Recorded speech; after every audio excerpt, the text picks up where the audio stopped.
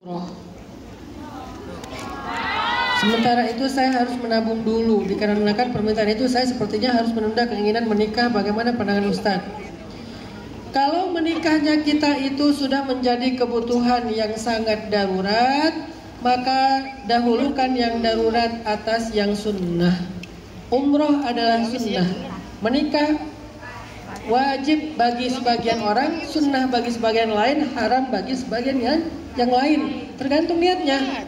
Kalau dia udah takutnya kalau nggak menikah malah berbuat zina, kalau nggak menikah nanti pacarannya terusan, maka menikah menjadi wajib. Maka dahulukan yang wajib atas yang sunnah. Insya Allah walaupun ibu kecewa itu tidak termasuk durhaka. Kenapa? Karena sesuai dengan agama Allah, syariat Allah. Tinggal gimana cara memahamkan ibu baik-baik. Bagaimana menyikapi ibu? Ini ibu juga ya.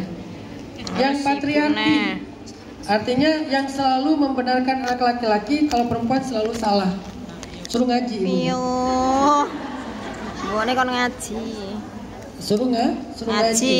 Karena Nabi SAW itu paling sayang kepada Sayyidah Fatimah, anak perempuannya, dan selalu mendengar pendapat Fatimah.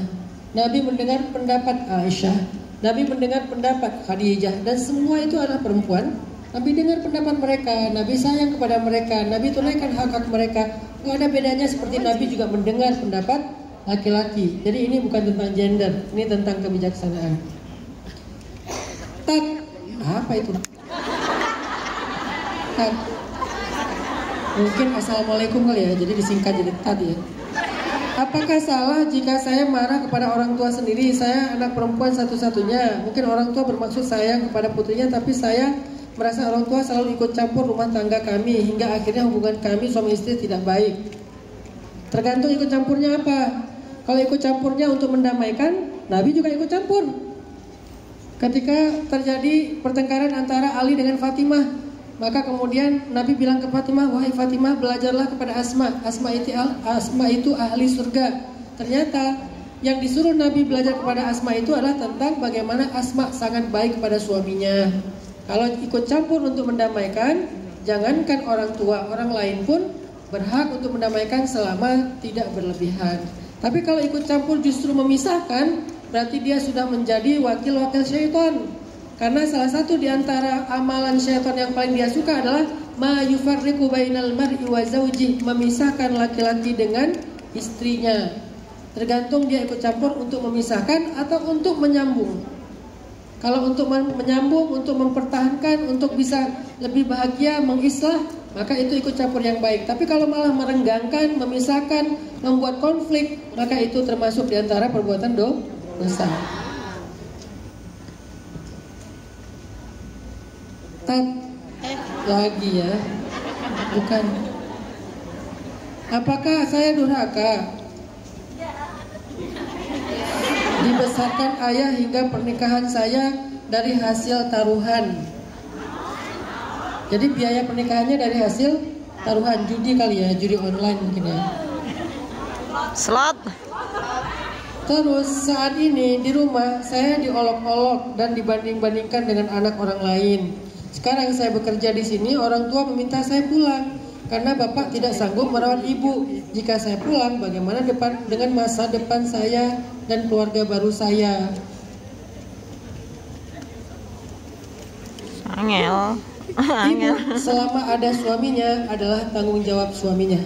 Ini kalau kita ngomongin tanggung jawab ya, bukan ngomongin moral ya. Ngomongin syariat, tanggung jawab. Istri tanggung jawab suaminya. Anak tanggung jawab orang tuanya. Perempuan tanggung jawab laki-laki, dan seterusnya dan seterusnya. Setiap kalian adalah pemimpin, setiap pemimpin adalah bertanggung jawab, dan seterusnya. Intinya, kalau ada ayah, harusnya yang bertanggung jawab itu ayah, bukan anak perempuan. Udahlah, anak perempuan dikasih tanggung jawab yang masih ada ayahnya, yang masih ada anak laki-lakinya. Ini udah kayak kebalik-balik ini pola-pola syariat dalam penerapan rumah tangga. Makanya kita perlu belajar lagi tentang syariat keluarga. Ada wali, dan wali itu ada tingkatan-tingkatan. Di kita itu kan kalau udah waris baru datang semuanya ya. Iya. Kalau udah masalah pembagian warisan, semuanya ngaku saudara. Beres warisan nggak ada yang kenal lagi. Nah ini masalah kita. Jadi tanggung jawab orang tuanya, tanggung jawab suaminya sebetulnya.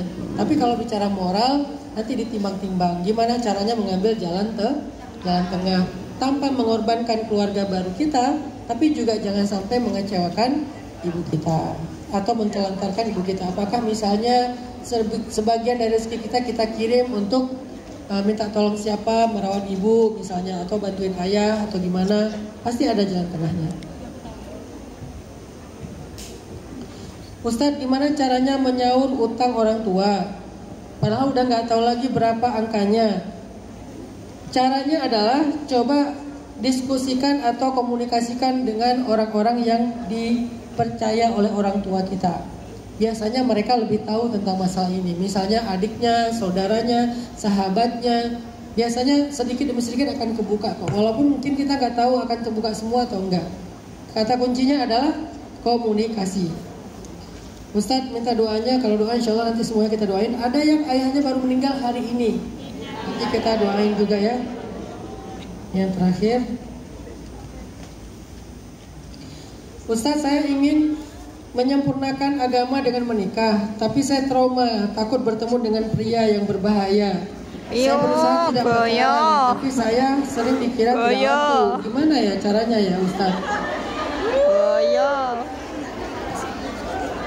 Apa obat trauma? Obat trauma itu adalah belajar tawakal.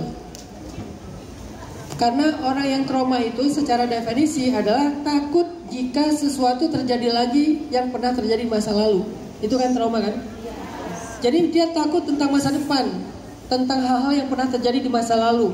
Nah, gimana cara mengatasi rasa takut tentang hal-hal yang belum terjadi ini? Belajar tawakal kepada Allah. Dan tawakal itu dalam banget pemaknaannya.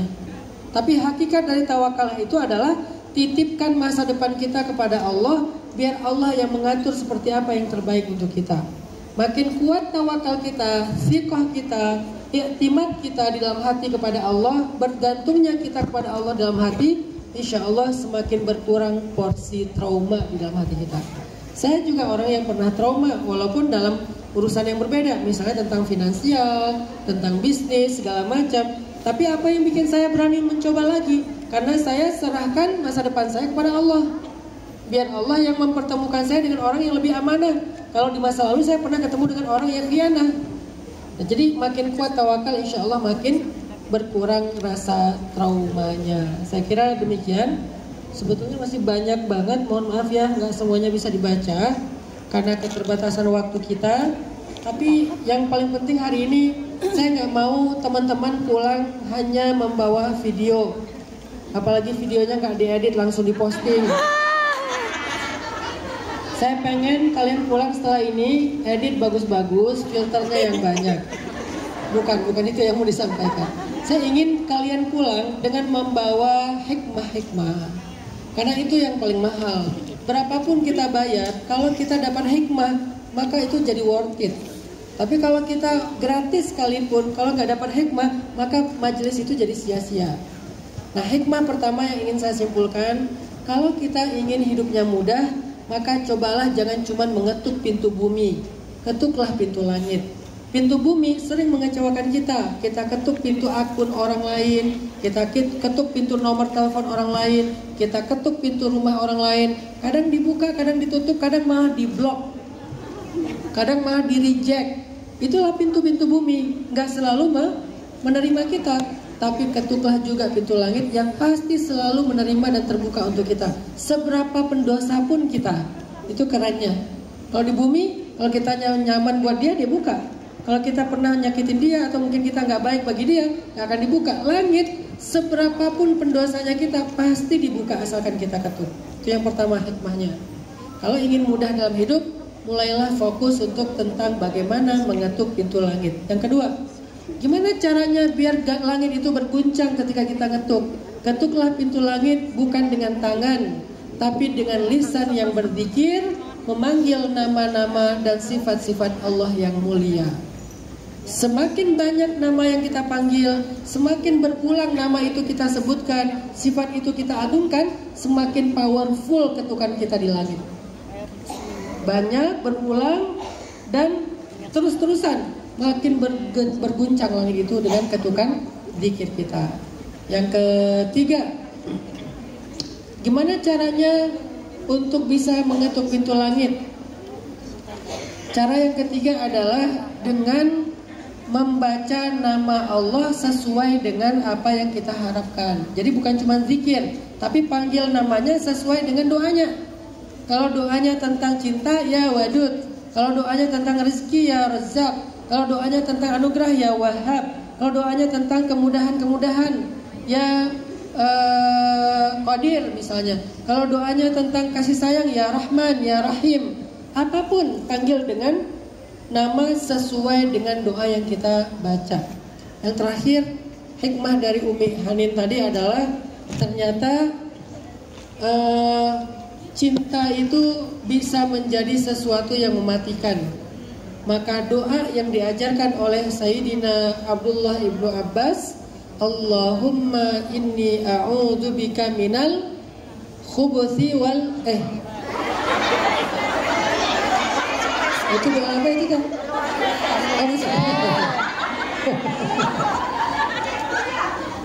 Minal apa? Gak ada yang catat.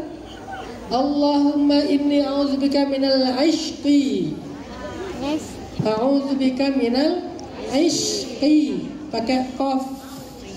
Ya Allah, aku berlindung kepadamu dari beratnya rasa rindu, beratnya rasa cinta, yang dengan rasa itu aku kadang-kadang tidak mampu mengendalikan diriku sendiri. Aku jadi lupa diri, hilangnya rasa malu dan seterusnya. Minta kepada Allah agar cinta tidak lagi mencelakai kita, tapi cinta menjadi rahmat dalam kehidupan kita.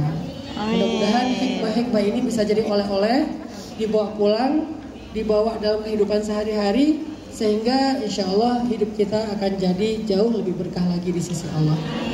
Maka yang terakhir, mari kita sama-sama tutup dengan doa pada Allah Subhanahu wa Ta'ala.